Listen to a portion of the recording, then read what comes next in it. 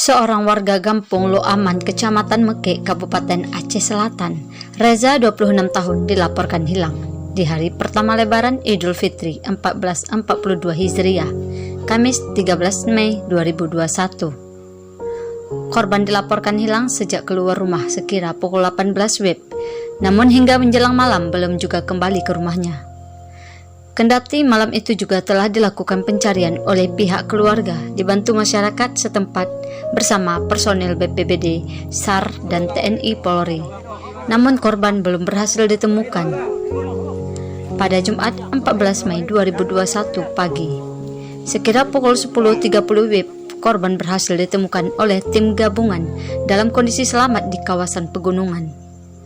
Kapolres Aceh Selatan AKBP Ardanto Nugroho melalui Kapolsek Mekek Ibtu Sofian mengatakan, korban pertama kali dilaporkan meninggalkan rumah sekitar pukul 18 WIB.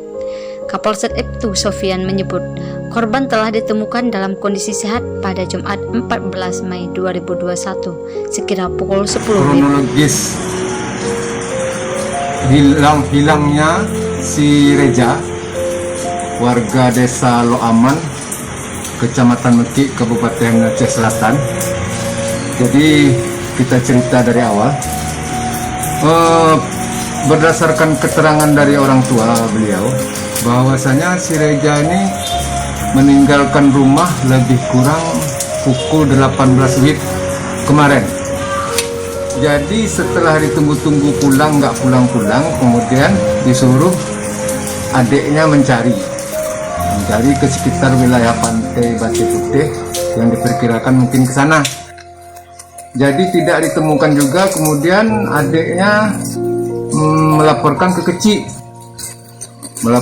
kecil, kemudian diupayakan pencarian sama warga, namun tidak ditemukan juga. Kemudian lebih kurang pukul 23 tadi malam, kecil melaporkan ke kita, sekaligus kita melalui bersama-sama dengan Damkar, termasuk juga BNPB mengupayakan pencarian bersama-sama dengan anggota Polsek dan anggota Koramil.